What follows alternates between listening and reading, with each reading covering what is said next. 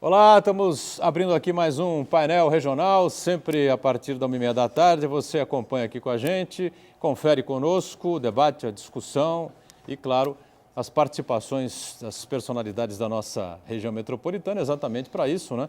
Para aprofundar os temas, os assuntos importantes que fazem a pauta aqui da nossa Baixada Santista no dia a dia, né? E também, claro, debater os temas de interesse nacional. A gente sempre coloca você para participar conosco, 30 14 52 81, telefone aberto para você entrar em contato com a nossa produção. Ligue para cá, envie a sua pergunta, o seu comentário, participe com a gente aqui de mais uma edição do Painel Regional. E pelas redes sociais também, sempre à sua disposição para a sua mensagem, o facebook.com/Painel Regional TV. Nessa edição conosco o vereador Marcelo Del Bosco, do PPS aqui de Santos, ao lado do vereador Del Bosco, o nosso Uriel Vilas Boas, mais uma vez com a gente aqui.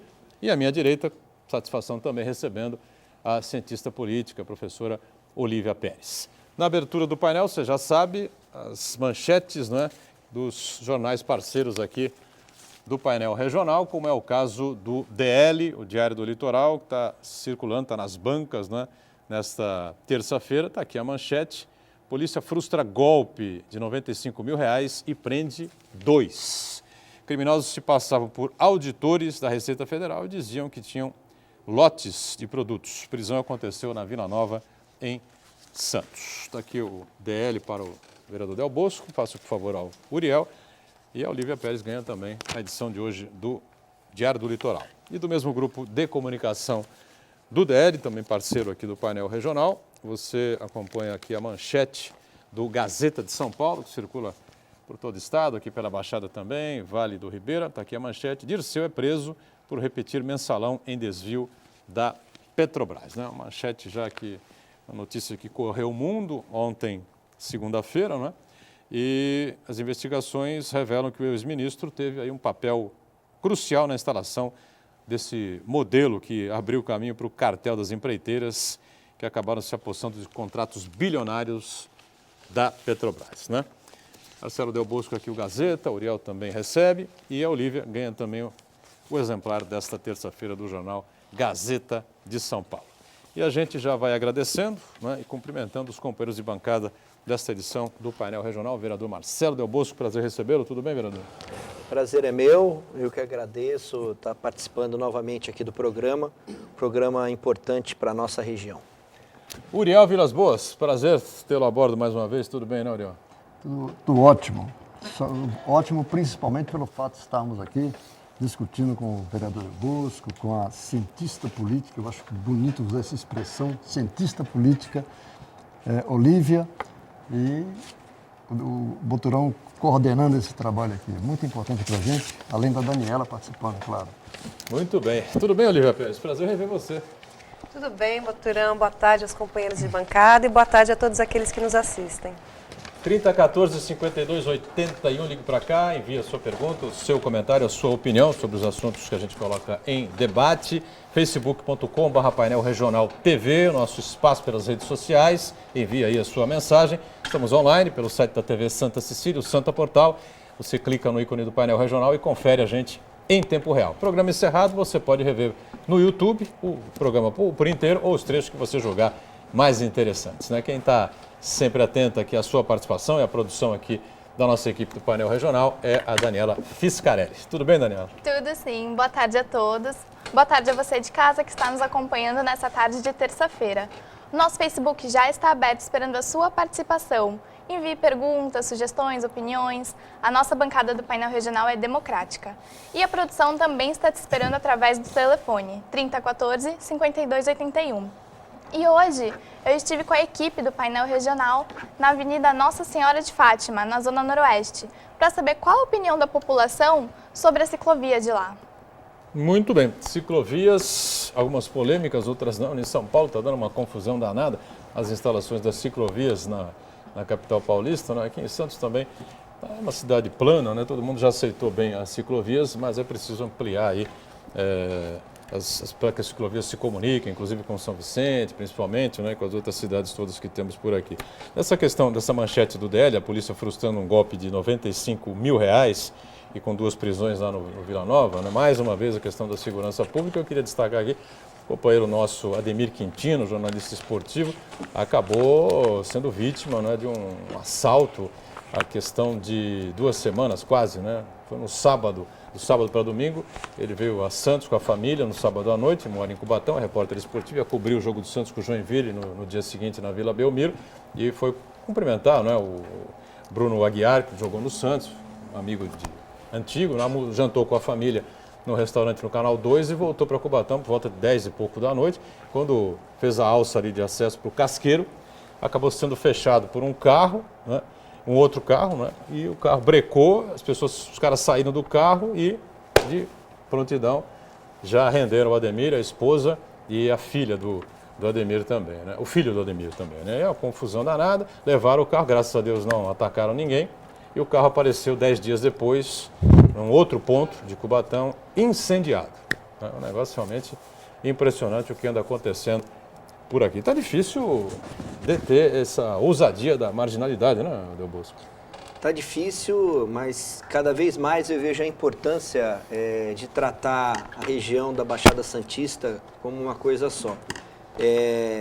Tivemos aí a presença do secretário estadual de Segurança Pública, junto com os prefeitos da região, no Conselho de Desenvolvimento da Baixada, na AGEM, e acho que é importante toda a região metropolitana, todos os prefeitos, deputados estaduais e os deputados federais trabalharem, juntamente com os vereadores. Nós já fizemos alguns projetos relacionados a isso, até alguns recebendo críticas, outros pareceres favoráveis, no seguinte sentido. Existem vários pontos da cidade, as câmeras de segurança são importantes para solucionar aí alguns assaltos ou até homicídios que ocorreram na cidade, como do caso do delegado Dr. Gilvan, que foi através de uma câmera de segurança de um prédio que foi descoberto rápido o assassino. E nós fizemos esse projeto em Santos, que virou lei agora, sancionado pelo seu prefeito, a respeito dos empreendimentos novos, terem as câmeras de segurança, pelo menos 2 câmeras de segurança viradas para a rua e sendo ligadas no sistema SIM, né, que é o sistema da prefeitura. A crítica foi, poxa, mas o cidadão pagando a conta? Eu quero explicar que só os projetos novos que vão ter isso. E a segunda questão, que todos os empreendimentos hoje têm câmeras de segurança, todos os empreendimentos. Então, só que essas câmeras vão estar ligadas ao sistema da cidade. Então, isso não é um gasto, é um investimento importante para a segurança, porque a prefeitura não tem condições de ter em todas as ruas. Essa questão que houve com o colega jornalista, poderia ter sido, de repente, solucionada se tivessem alguma câmera de segurança no local que ele estava ali, e sendo interligada com o SIM, você podia aí ter da polícia poder participar rapidamente e prender os assaltantes. Então, a nossa preocupação maior de todas é que a agência metropolitana, juntamente com o Condesb, participe e force o governo do estado a ter um efetivo e uma segurança maior na nossa região. Muito bem. Olívia, é um caos social aí que nós estamos vivendo? Não sei se é um caos social, mas de fato a violência ela é preocupante. Eu tenho certeza que ela atinge todas as classes sociais, né? Os mais ricos e principalmente os mais pobres. Eu não acho que a solução é só uma questão de policiamento, mas é também uma questão de policiamento, né? E eu vejo que os prefeitos, eles demandam do governo do estado que haja um efetivo maior do número de policiais nas ruas, e é interessante a gente dizer que é a responsabilidade do governo do estado. E o governo do estado tem sérias dificuldades em elevar tanto o salário, as condições com que trabalham os policiais, como elevar o número de policiais também. Eu estava pesquisando para vir aqui para o programa os projetos do vereador, do Marcelo Del Bosco, que são vários, né? Até fiquei com dificuldade de relacionar todos, mas um desses eu vi, o das câmeras. Acho muito importante que tenha outros mecanismos para conter e também que haja investigação, porque a gente sabe que um dos problemas da polícia é que não tem um efetivo suficiente para investigar quem cometeu determinado crime. Mas acho que passa por várias esferas a solução, amenizar o problema e principalmente por um compromisso maior do governo do estado aí com o número e a qualidade de serviços policiais. Uriel, a gente vem acompanhando aí a atuação da Polícia Militar, Polícia Civil, algumas quadrilhas aí sendo desbaratadas, alguns bandidos sendo presos, enfim. Mas parece que você resolve um caso, 2 casos, e aparecem 20, né, na sequência. Progressão geométrica, a impressão que dá, né? Olha, eu fico satisfeito quando vejo a iniciativa do vereador Del Bosco, quando ele colocou a questão das câmeras. É importante, claro que é. Mas não há uma reunião de conselhos de segurança, eu participo de 2 e mais representa também o Fórum da Cidadania no Conselho Municipal de Segurança. Não tem uma reunião onde está presente alguém da Polícia Civil, alguém da Polícia Militar. Não estão presentes? Não, quando eles estão presentes, não há uma reunião onde as pessoas que estão lá representando esses 2 segmentos não reclamem do efetivo. É incrível, é profundamente lamentável, todos eles reclamam, está faltando gente para trabalhar. Esse é o primeiro ponto. O segundo ponto é a estrutura de cada segmento desse. Estrutura de carros, estrutura de equipamentos necessários. E, com isso, o policial tem um problema sério, muito sério, e tem uma pesquisa recentemente divulgada, onde constata um elevado número de problemas de saúde dos profissionais dessa área. Por quê? Porque chega ao ponto do governo do Estado criar uma tal de operação delegada. Ora, ele trabalha a jornada de trabalho. Como o salário é insuficiente, ele é motivado a fazer uma operação delegada para ganhar um troquinho a mais. Então, o que a gente percebe, e aí a gente pode observar também um outro detalhe, para não estender demais. Os prefeitos da região deveriam atuar em conjunto, juntamente com os parlamentares, tanto municipais, estaduais ou federais, para que discutissem, cobrassem do governo do Estado uma política de segurança, que não leve em conta tão somente a repressão, a colocação de um guarda em cada esquina, não, mas que avaliasse também a questão social. Tivemos recentemente um trabalho muito bonito, veio um policiamento de São Paulo, civil e militar, e prendeu uma série de bandidos, inclusive ali na Vila dos Pescadores, em Cubatão. Então é preciso que nós tenhamos um planejamento que leve em consideração os 9 municípios, leve em consideração a opinião de especialistas e das comunidades, para que a gente tenha realmente a expectativa de não viver apenas de operação verão, operação delegada, tenhamos uma coisa permanente.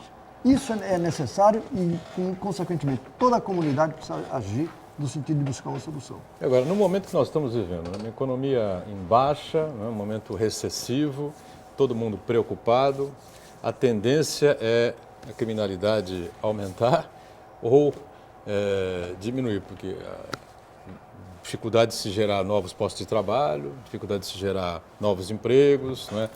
Dificuldade de se ver a luz no fim do túnel, principalmente para o jovem, não é? Você não está... deixa aí o colégio, essa coisa toda. Né? É um momento complicado, né, Olívia? Como é que você... Olha, os estudos da sociologia, eles comprovam que a criminalidade não está ligado só à pobreza, né? Para a gente entender alguma coisa, nunca tem uma relação de causa e efeito, né? A pessoa ser mais pobre não leva necessariamente a roubar. Se fosse assim, todos os pobres roubariam, o que absolutamente não é verdade. Não existe, não é verdade. Tem outros fatores envolvidos, como uma cultura que valoriza você tirar proveito de pequenas coisas e de grandes parece que coisas o mercado também. de trabalho produzido pelo crime organizado é inesgotável, diferente do que a gente está acompanhando aí nesse atual momento que a economia do país vive. Mas mesmo essa com uma comparação economia que eu boa, queria os fazer. políticos, eles roubaram, né? Quer dizer, o mesmo cara que rouba um tênis, ele está cometendo crime da mesma forma que o cara que desvia dinheiro de uma estatal. Então, não está necessariamente envolvido com ter mais ou menos dinheiro na economia. Eu acho que o Brasil, sim, precisa repensar seus valores e repensar essa forma de tirar proveito de tudo, qualquer coisa e de todos os outros. O que você acha, Del Bosco? Olha, são 2 coisas. Importante que a Olívia colocou, desde a questão, e não tem aí a chamada classe social, até porque você vê na classe média alta, você vê documentários aí de jovens de classe média e alta também participando do crime. Uma das questões, quando a gente fala nessa questão de... Tem muita gente aí que chegou à classe média, classe alta, por causa do crime. Não, né? também. Mas tem crimes, por exemplo, foi descoberta aquela moça de Campinas, que era de classe média alta, que era uma das maiores, ela participava de uma grande quadrilha de assalto a banco. E sonegar imposto também é crime, também né? é crime, também sonegar imposto. E tem gente que faz isso o tempo inteiro, sabendo o que pode dar. E o que a nossa grande preocupação, que é, quando a gente faz essa colocação, é que hoje também o incentivo ao consumo. Eu tenho 43 anos. Na época, eu estava outro dia conversando com os meus pais e era diferente essa questão do consumo. Hoje, você vai numa escola, você pega criança de 10, 11, 7, 8 anos querendo o melhor celular para poder ter, ou se é o jogo, ou se é a comunicação com os amigos. E a marca é muito presente, né? A questão da marca, dos valores. E aí, a criança já é condicionada, falou assim, eu quero ter aquilo. Quando não tem um caráter bem formado, vai muito mais fácil para o crime do que a criança que tem uma estrutura em casa, um jovem que tem uma estrutura em casa. Então a gente vê em relatos, por exemplo, do crime organizado, que a menina não tem problema nenhum, ela prefere namorar com o líder do crime naquela região do que até procurar um bom moço, um rapaz que estuda, não, esse daí é bobo, tal, esse daí não está aí na onda certa. O líder do crime é status, né?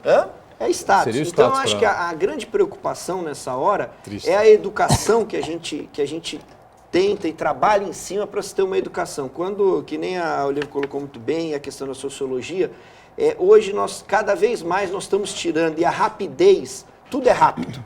Até nas nossas conversas, ninguém quer ler, ninguém quer conversar, entendeu? Então, eu acho que a cultura cada vez mais ficando pouco presente no dia a dia das famílias. Então, com isso, o amor também. Acho que a família, antigamente, não se tinha o forno micro-ondas, você tinha que chegar em casa 12h30 para almoçar. Hoje você chega 1h30, 2h, 3h, porque você vai esquentar no forno micro-ondas. Tinha uma televisão só na sala. Hoje qualquer um tem televisão para a família. E o pai e a mãe que escolhiam o canal certo. Às vezes a gente pedia, por favor, pode tirar aí de tal canal para a gente ver nosso desenho.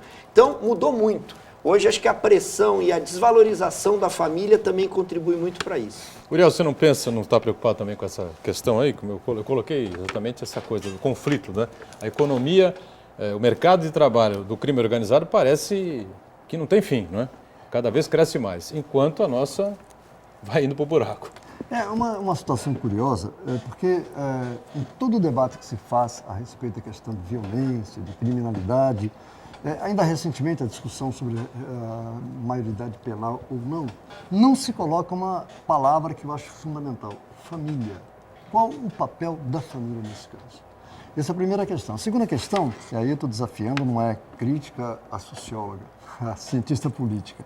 Até onde o professorado poderia exercer um papel importante numa comunidade? Porque é uma situação que exige, porque eu sou de um tempo, eu sou um pouquinho, né? Uma certa idade, onde eu tinha que chegar em casa no sábado, que é o dia da folga, às 11 horas da noite. Hoje, às 11 horas da noite, é a hora da gente sair de casa. Então é preciso que a gente avalie até onde os pais têm a preocupação de quando os filhos chegam da balada, ou do rave, ou o nome que se queira dar, como eles chegam em casa. Ele chega tranquilo, ele chega sossegadinho, ou um cheirinho diferente da bebida ou da droga.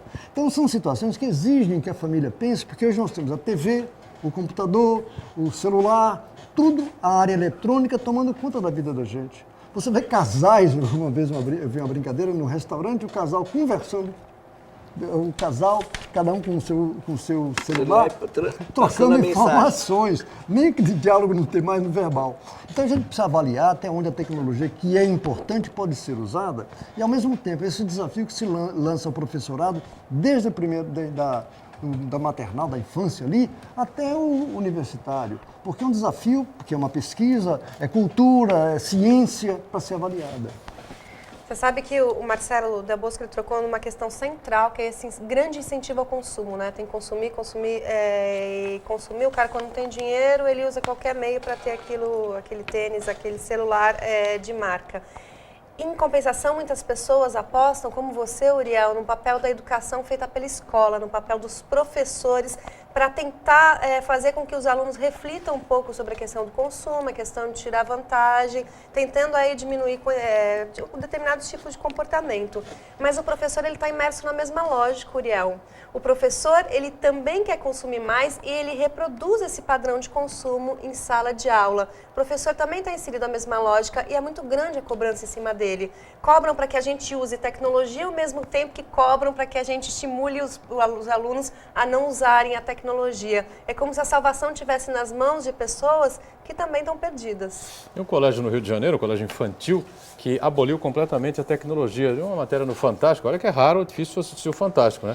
Mas a matéria era curiosa, a gente acabou segurando lá no programa, né? E é interessante isso, né? Qualquer tipo de tecnologia, eu só não me lembro agora até que idade vai essa coisa aí. Agora, porque existem locais aí que a molecada não pega nem no lápis mais. Né? Já tem até um buffet. Só o mini tabletzinho lá e Já tem um buffet infantil aqui na cidade que não usa brinquedos eletrônicos. Tudo na questão do material reciclável e também a própria comida sem gordura e tal. Outro dia, né? Então, assim, talvez esteja virando, é o que eu digo, é que nem eu conto uma história. Uma vez eu estava no interior e o rapaz do hotel virou e falou o seguinte: outro dia estava uma criança aqui, viu uma galinha passando e falou: mamãe, olha que nora ali. Ela não sabia que o nome era galinha e sim só por causa de uma marca. Então, isso é vergonhoso porque, entenda bem, a participação do pai e da mãe, ou do responsável, se não for o pai, a mãe ou o responsável, é muito importante na formação do seu filho, mas é muito importante. Eu estou tendo, graças a Deus, uma experiência maravilhosa agora. Eu tenho um filho de 2 anos e meio e estou vendo qual é a diferença que faz isso. Eu tive a sorte também de ter um pai e uma mãe sempre muito presente, e é presente até hoje, cobrando. Então, assim, você fica nessa questão. E a própria dos irmãos, da família, né? É aquela de chegar e falar o seguinte: ó, o respeito. Aqui, ó, final de semana é na casa, participação com o seu avô, com a sua avó, e a valorização das pessoas mais velhas, da experiência. Então, assim, é um país que às vezes tem cidades, países e governantes que às vezes repudiam os cabelos brancos. Mas os cabelos brancos mostram sim uma essência importante na nossa, não só no mundo, né, geral, mas por causa da questão da internet, mas sim para poder dar mais humanização. Vamos para um rápido intervalo aqui no painel regional, a gente volta. Estamos de volta, este é o segundo bloco aqui do nosso painel regional, com satisfação recebendo aqui o vereador Del Bosco, Marcelo Del Bosco, do PPS aqui de Santos, nosso Uriel Vilas Boas, Olívia Pérez, né, e a Daniela vem já com as suas participações, perguntas, comentários, opiniões dos telespectadores que estão com a gente no dia a dia aqui do painel regional. Mas a gente tem um VT sobre as ciclovias da Zona Noroeste, é isso, Daniela? Isso, eu estive lá com a equipe do painel regional conversando com a população sobre o estado das ciclovias. Acompanha na matéria. Tá horrível, né? Que nem aqui, que mesmo quando tu vai passar, ó, tem aquela ponta de ferro ali, ó. Horrível, toda esburacada. É arriscado que nem aqui. A pessoa, para não passar ali, desviar daquele ferro, vai ter que usar a rua, capaz de ser atropelada. A pessoa vem apressada, tá horrível mesmo. Aí deveria ter uma melhora mais, sei lá o que eles têm que fazer mais. Mas tem que ter uma melhora. Vou daqui até Alemão e volto todo dia. O ruim é que se você vai andar pela pista, aí os motoristas reclamam. Se você anda aqui não tem jeito, aí fica ruim. Não precisa nada, é só filmar que dá pra ver, né? Tá ruim pra caramba. E tem um pedaço daqui pra lá que não tem, né? Bom, na minha opinião, precisa melhorar muito. Tinha que ter uma descida aqui, tá muito esburacado. A gente passa e aquela parte é muito perigoso, porque os carros vêm por aqui e quando passa, a gente tem que passar junto com os carros. Isso pode causar algum acidente. Então, precisa melhorar muito a ciclovia, tá muito esburacado. Tá melhor um pouco, mas tem parte que precisa melhorar muito ainda. Eu moro aqui já há uns 20 anos, na Zona Noroeste. Essa ciclovia começaram a fazer do lado errado. Por exemplo, daqui para lá é mais calmo, né? É mais calmo o trânsito. Tinha que começar a fazer do Açaí de lá para cá, porque o perigo é lá. O perigo é a parte da Lemoa, por causa dos caminhão, aquela parte do Açaí que é perigosa. Daqui para cá é mais tranquilo o trânsito. E pararam, não fizeram mais nada. A minha filha estuda no Oswaldo Justo, no colégio atrás do Roldão. Quando eu vou buscar de bicicleta, é um perigo, porque eu tenho que ir na calçada, eu tenho que ir no canteiro, é buraco, que não acabou ainda a ciclovia, não sei quando vai acabar, o Paulo Alexandre não fala nada acontece, só pintou até aqui e acabou. Quer dizer que a necessidade não é esse lado aqui, aqui seria que é mais tranquilo, a necessidade é do Açaí até aqui, ó. que aquele lado que é perigoso, porque lá tem muito caminhão, quem está para Lemoa, quem está para as empresas, e acaba atropelando pessoas, que já foi mais de 10, 15 acidentes que aconteceu. Então, assim, eu queria que o Paulo Alexandre fizesse isso, arrumasse lado de lá para cá, porque assim, eu caminho muito para aquele lado e é muito perigoso. Muito bem, está aí a participação popular no microfone do painel regional e sugestões para melhorias, né, da ciclovia lá da Avenida Nossa Senhora de Fátima, na zona noroeste aqui de Santos, né? Evidentemente que tem obras aí espalhadas pela cidade inteira, né? A vereadora da prefeitura está aí correndo para fazer essas manutenções todas e que, na verdade, é importantíssimo, né? Não, sim, primeiro eu acho que é importante esse tipo de matéria, quero parabenizar vocês, porque isso daí é tanto para a Câmara quanto para a Prefeitura para poder trabalhar em cima. Eu acho que hoje, com a situação que está, muitas obras paradas na cidade, nós temos que ajudar, independente de posicionamento político, o importante é a cidade. A cidade é maior que o prefeito, que o vereador, quem quer que seja. Então, assim, um dos pontos, nós fizemos já requerimentos pedindo aí solução por parte da Prefeitura e também nas obras da ciclovia Canal 4 e Canal 5.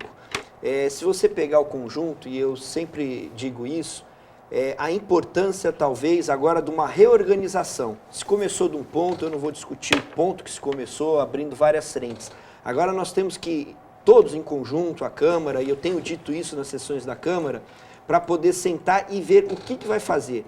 Qual que é a obra mais importante para todos estarem reunidos com os deputados federais, estaduais, governador, próprio presidente da República, a presidente da República, pedindo investimentos para que temos que terminar. Algumas obras são importantes. Por exemplo, o Hospital dos Estivadores, que a gente discute tanto aqui, no início do governo do Paulo Alexandre, não iria inaugurar o que o Papa já estava encaminhando, certo? Juntamente até, me lembro bem, naquela altura com a ajuda até do próprio vereador Banha, a questão, não, porque vai entregar inteiro o hospital. Já saiu a reportagem que não vai entregar mais inteiro, vai entregar parte do hospital. Então nós precisamos aí, todos nós, e eu, estou como vereador, sou responsável também por isso, não é só a prefeitura, de tratarmos esse assunto de pelo menos as principais obras, tentarem o término das principais obras. Então eu quero parabenizar o programa nesse sentido e já vou levar como dever para casa aí mais requerimentos.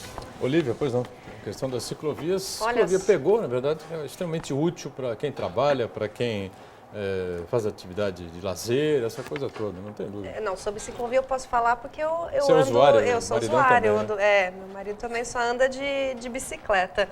Muito bem apontado por uma das pessoas que foi entrevistada com os problemas no planejamento e execução das ciclovias. De fato, falta conhecimento de quem faz as ciclovias. Não só aquela apontada pela pessoa que foi entrevistada, como a da Ana Costa, eu acho ela super perigosa. E aí eu fico pensando, por que uma ciclovia é mal projetada?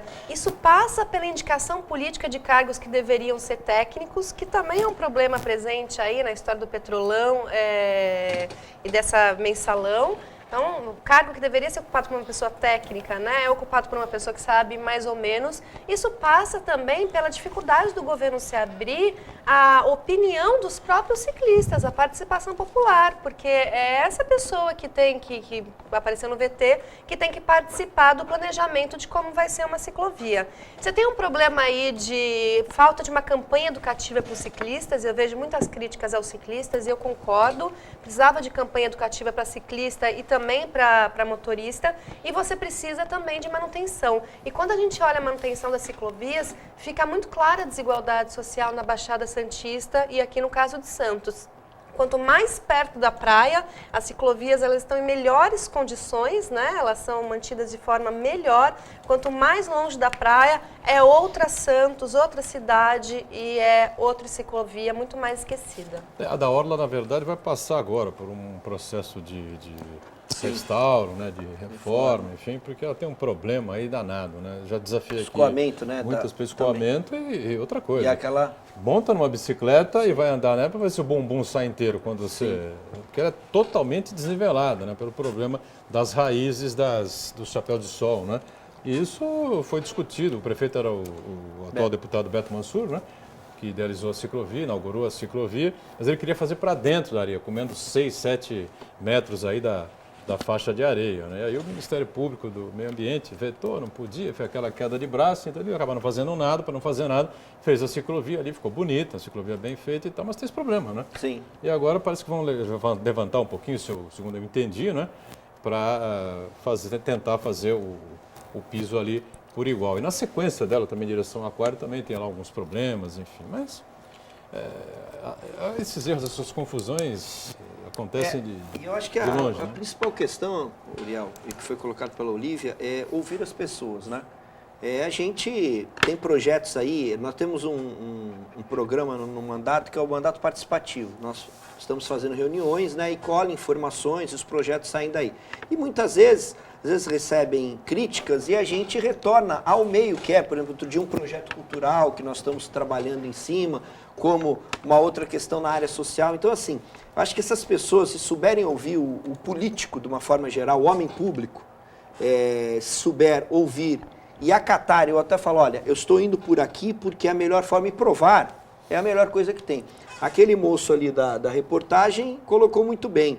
Se perto do supermercado, no início, já quase a gente chegando na Anchieta, se começasse dali, em vez de começar pelo outro lado, seria melhor. É quem usa todo dia. Então, sabe muito mais, às vezes, do que um técnico que só sabe em cima do papel. Né? Uriel, faz tempo que você não anda de bicicleta, não? Faz tempo sim. E é um detalhe que eu gostaria de chamar a atenção nessa discussão, é que o poder público hábil, ele tenta envolver a comunidade antes de tomar as decisões que criam esses problemas. E a Olívia colocou com muita propriedade a colocação de pessoas que são técnicos, são especialistas, não se sabe, mas estão lá os projetos. E a solução, e o resultado, a comunidade reage dessa forma. Então, eu vejo uma questão de autoestima do cidadão, quando ele começa a participar da discussão dos problemas que são do seu interesse. E qualquer assunto, é saúde, é educação, é mobilidade urbana, é segurança pública, tudo. Isso não significa que você tem que estar em todo tempo, ao mesmo tempo agora. Não é isso. Mas são situações que exigem, e aí nós temos associações de moradores, temos conselhos comunitários, temos vários mecanismos que deveriam ser utilizados com mais frequência para evitar exatamente esses problemas. E nesse aspecto, o prefeito até tenta aí fazer o Vivo Bairro, se não me engano, mas até onde as associações de moradores preparam um esquema para fazer uma solicitação na pauta. Não é? Então, é a questão da ciclovia, não são só especialistas, mas aqueles usuários deveriam ter algum tipo de mecanismo que eles possam se manifestar. A reportagem nesse aspecto mostrou claramente 3, 4 pessoas se manifestando, dando tanto indicativo, imagine se fosse a comunidade como um todo. Muito bem. É um detalhe a ser pensado. Daniela, tem participações aí com a gente? Tem sim, do Marinésio do Jardim Santa Maria.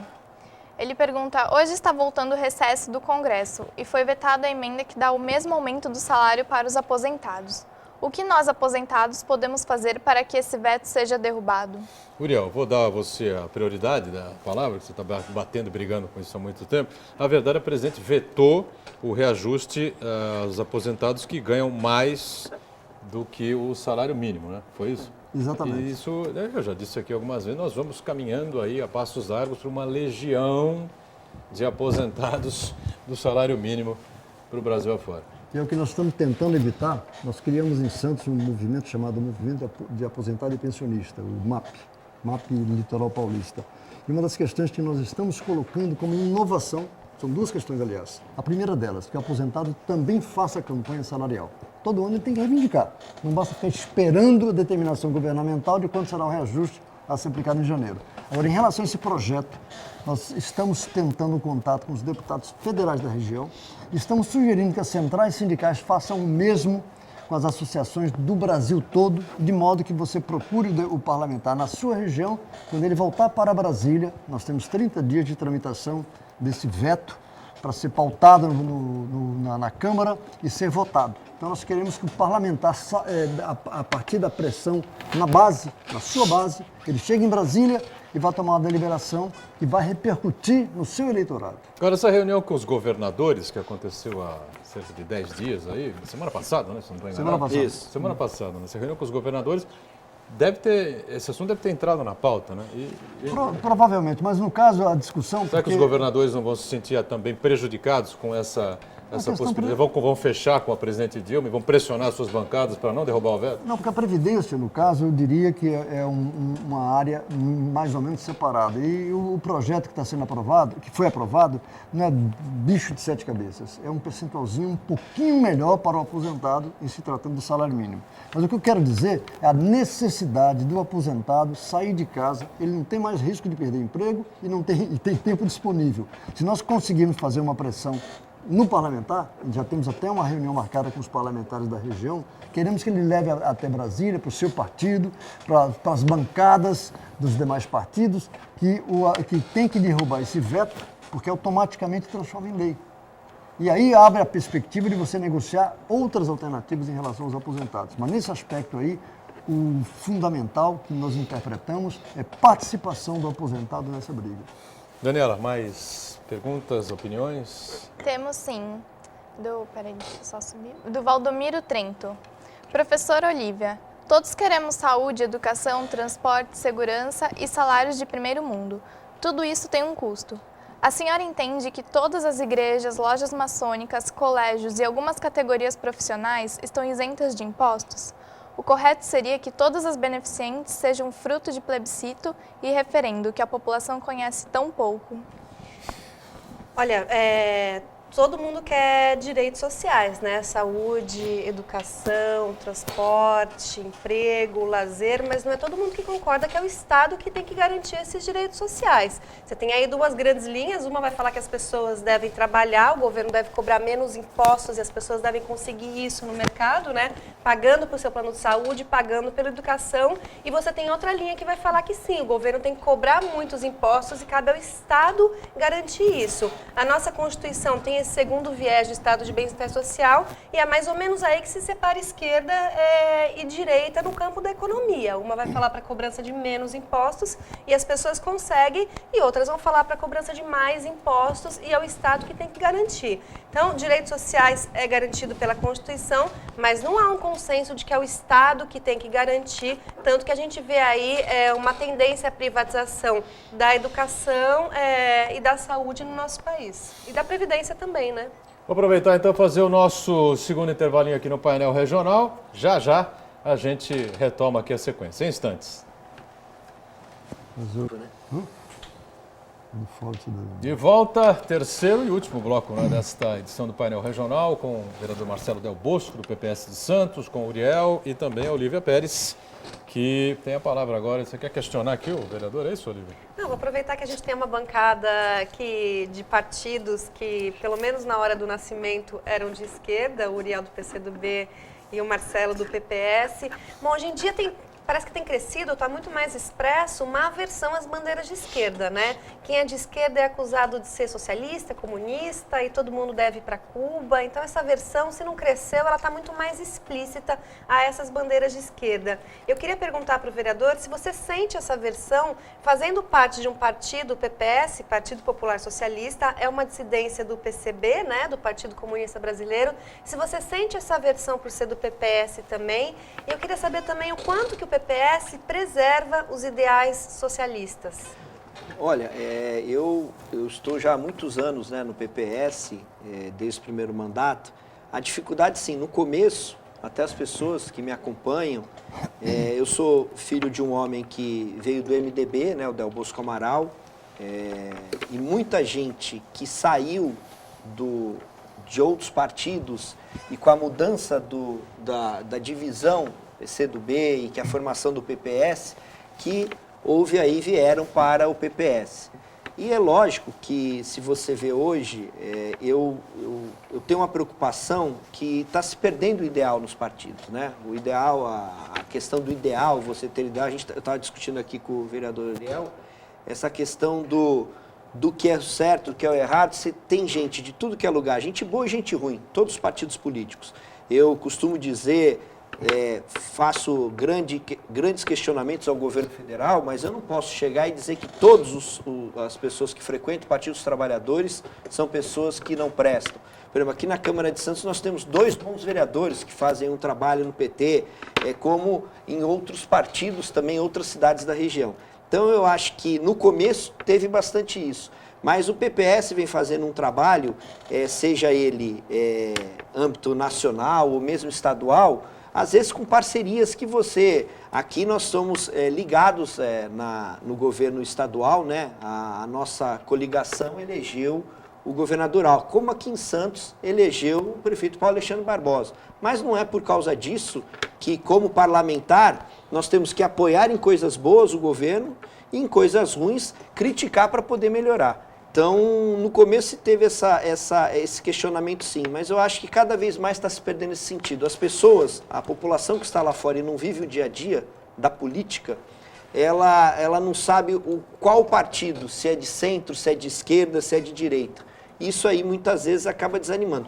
Os antigos do PPS, por exemplo, a velha guarda do PPS, essa sim, que faz um trabalho maravilhoso, essa ainda vem muito com seus ideais e ensina a gente, os mais novos do partido. Eu sou da época, o Uriel vai lembrar, que o Mário Covas, Fernando Henrique Cardoso, Serra e mais uma série aí de outros que se juntaram para fundar o PSDB, eram tidos como comunistas. Comunistas, isso. Gente de esquerda, gente perigosa, lembra disso? Né? E aí, as mas coisas mudam de uma maneira assim... Está indo mais para a direita agora, impressionante. né? Sim. O PSDB e todos os partidos. Mas eu queria fazer uma colocação. Me preocupa um aspecto. É que, coincidentemente, depois que o PT assumiu a presidência da República, né, é que a gente nota hoje um trabalho intensivo de setores da imprensa, principalmente, dos meios de divulgação, no questionamento, e aí a gente tem que admitir que alguns petistas, não o PT, alguns petistas cometeram erros inadmissíveis. Essa Petrolão, Mensalão, seja o que for, é inadmissível para um militante que se diz socialista, ou que se diz de esquerda, ou que quer mudar a sociedade. Para mim, é inadmissível. Mas, por outro lado, eu não coloco todos no mesmo patamar. Primeiro. Segundo lugar, nós temos um país onde não se vota na legenda, se vota no candidato. Basta dizer que o estado mais avançado da federação qual é? São Paulo. Nós tivemos a eleição do Tiririca, e, por sinal, um deputado mais frequente na Câmara. Foi eleição e reeleição, não esqueça. E reeleição. Mas qual a sua ligação com a comunidade que o elegeu? O Estado. Então, são situações que merecem uma reflexão. Porque nós temos aí um governo que a presidente ou o presidente da República se deixa controlar, quem manda, na verdade, é o Congresso. Basta dizer o exemplo. O veto da presidenta ao projeto recente do salário mínimo, se votar no Congresso e o Congresso derrubar o veto, vira lei. Então, quem manda é o Congresso. E mais ainda, no Congresso quem manda é o presidente da Câmara, né? Na Câmara lá, quem manda é o presidente. Ontem, numa conversa com um deputado, ele explicou isso, que o presidente está com tudo na mão. Então, são situações que a gente precisa avaliar até onde nós participamos desses encaminhamentos. Então, nós precisamos avaliar, numa reforma política, por exemplo, o voto de legenda. Quando você vota na legenda, qualquer país de primeiro mundo é assim, você vota na legenda, você está votando na ideologia. E há uma tendência de afastamento das pessoas, colocando todos os políticos, todos como se não tivessem responsabilidades. Isso é muito ruim para todos nós. Sem dúvida. E a presidente, na situação em que se encontra, na popularidade quase que embaixo da sola do sapato, 7%, tragédia, né? E sem apoio político, brigada aí com a maioria das bancadas, inclusive a própria bancada do PT, que é contra, né? Fica cobrando para que se mude esse ajuste fiscal aí que o ministro está fazendo, Joaquim Levy vem fazendo, vem comandando. Enfim, a situação é muito complicada, ninguém sabe o que pode acontecer amanhã. Infelizmente, a coisa está por esse caminho. E só uma questão, Uriel, vai ficar ainda mais forte. O noticiário que saiu, que estão procurando o Renan, feito doido, presidente do Senado, para poder realmente dar força para o governo poder caminhar e até a demissão do ministro Mercadante. Então vai ficar realmente na mão total do Congresso Nacional. E como é que vai ficar o PPS, né? O deputado Roberto Freire, que é o presidente nacional do PPS, ele já se posicionou a favor do impeachment, disse que pode se tornar alguma coisa necessária. Você acha que o PPS ele vai ter mais espaço num provável governo do PMDB, do Michel Temer, ou, em última instância, do Eduardo Cunha? Não, eu não acho que terá espaço. Eu até acho que terá o mesmo espaço. Hoje não tem nenhum espaço, mas tem boas pessoas. Hoje é oposição, né? Não, é oposição, mas fora o espaço não é nem essa questão.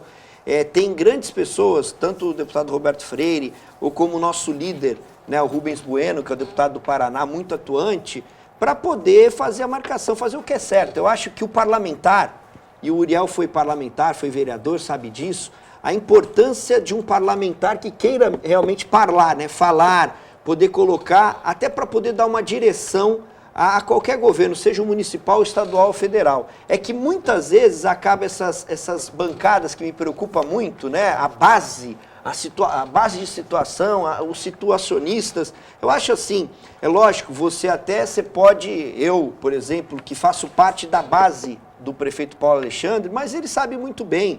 E tanto eu acho que isso é importante para ele. Não é ficar só dizendo amém, e sim fazendo o seguinte: nós queremos que a cidade cresça. Tanto o prefeito quanto eu quero que a cidade cresça. Agora, tem coisas que não são boas para a cidade, você vai questionar, você vai, através de emendas, poder aprimorar o projeto. Se tivesse isso também no Congresso Nacional, nas Assembleias Legislativas, e não ficasse aquele amém ao Executivo, com certeza nós teríamos um país melhor. Daniela, tem mais participações ainda com a gente? Temos sim, da Maria José do Boqueirão.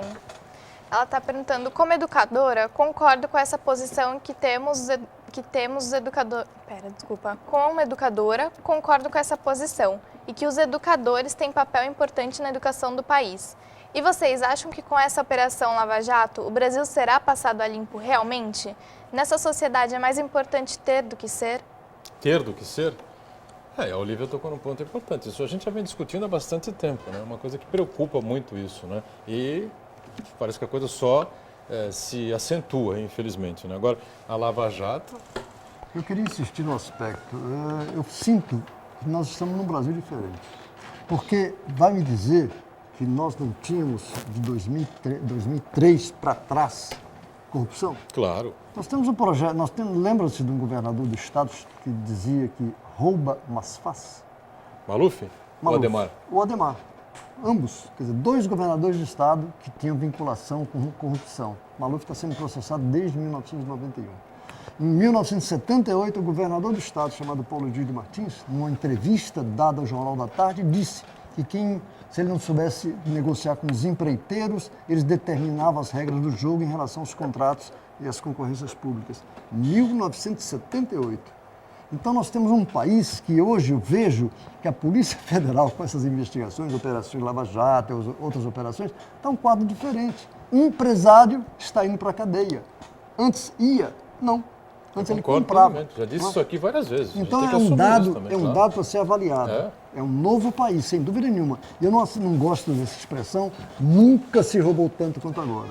Eu diria, nunca se apurou tanto quanto agora. Não é? Eu tenho um pouquinho de dúvida com relação a isso, mas tudo bem. Concordo que o papel da Polícia Federal é muito importante nesse momento. A gente jamais imaginaria ver essa gente em cana. Né? Eu venho refletindo sobre isso, Uriel, se aumentou ou não aumentou. Eu acho que o que aumentou foi o volume de dinheiro envolvido, né? Mas eu acho que quem ainda viveu no período da ditadura militar concorda que nunca houve tanta transparência e na história do país, né? Político ser preso, empresário ser preso, de fato é uma coisa diferente. Antes de começar o programa, eu estava conversando com o Poturão e ele falou que estava meio pessimista em relação à situação política. Eu fico super contente quando eu pego o jornal e vejo um empresário sendo preso, um político envolvido tantos anos em corrupção sendo preso. Eu falo, menos um para cometer esses graves erros. Mas eu acho, voltando à pergunta da telespectadora, que a gente deposita um papel muito grande na educação, como se a educação fosse responsável por diminuir a desigualdade social. A educação não vai ser responsável pela chaga maior do Brasil, que é a desigualdade social, principalmente porque os professores de escolas públicas são os profissionais mais mal pagos e mais maltratados que eu conheço. Como que você vai exigir que uma pessoa reflita em casa, incentive os alunos a refletirem, recebendo tão pouco, fazendo bico? A gente acabou de ler no jornal, né, em vários jornais, que desde as prefeituras de Santos e pelo Brasil inteiro, o professor tem que fazer bico para complementar a sua renda, né? Artesanato, vender produto de porta em porta. Como é que você vai apostar que esse profissional, que ele seja responsável por essa transformação que a gente acredita na educação? A educação é muito importante para ela ter o poder que ela tem que ter. Primeiro, eleva em muito o salário desses profissionais. Segundo, diminui muito a carga de trabalho dele e dá melhores condições para ele trabalhar em sala de aula. Muito bem. Daniela, pois não. Pergunta do Odair Ramos, da Zona Noroeste. Uriel, durante anos, a política dos governos sempre foi a mesma, sacrificar o aposentado.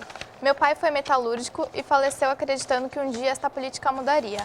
Os políticos votam em primeira votação, a presidente veta. E quando é para derrubar o veto, alguma coisa acontece e aí votam com o governo. Podemos acreditar nos políticos e no executivo? Na verdade, eu acho que esta política é para enganar bobos.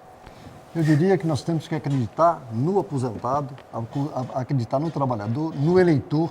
E nós estamos fazendo um convite no dia 10, que estou convidando-o para participar de um debate que vamos fazer lá no Sindicato dos Concertadores, onde queremos cobrar do parlamentar o seu voto contra o veto da presidente. Ou seja, precisamos participar. Não vamos ficar esperando. Ele tem toda a razão na argumentação dele, mas eu gostaria que ele interpretasse que é preciso participar. Então está feito um convite. Vamos fechando aqui o painel regional, né, desta terça-feira, agradecendo o vereador Del Bosco Amaral, o pai dele, Joaquim Del Bosco Amaral, Marcelo Del Bosco, vereador do PPS de Santos. Obrigado, viu, Del Bosco? Eu agradeço muito e quero mandar um abraço aí ao ex-deputado Del Bosco Amaral, que está nos assistindo, e a dona Dodô também. Obrigado, Uriel, sempre um comentarista participativo com a gente aqui diariamente. A Olívia também, nossa comentarista habitual, vai voltar mais vezes, sem dúvida. A Daniela está sempre conosco, segunda a sexta, neste horário, da 1h30 da tarde. A reprise é às 8 da noite e tem 2 edições do painel Weekend, no final de semana. Sábado, 3 da tarde, domingo, 5 da tarde. Obrigado, tchau.